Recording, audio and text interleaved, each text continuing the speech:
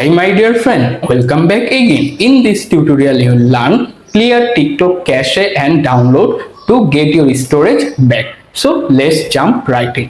First thing first, unlock your phone, open TikTok application and make sure you can use the latest version of the app. After this app is open, look at the bottom right corner, find the profile option, simply tap to open it. Once you are in the profile page, look at the top right corner. You can see 3-line hamburger menu icon. Tap to open them. Then go to settings and privacy. Once you are in the settings and privacy page, scroll down slowly. You can see various options there. But find the free up space option. Simply tap to open them. Here you can see basically two options, cache and download. To clear them both, simply tap on the clear button cache next to their name, then tap clear again.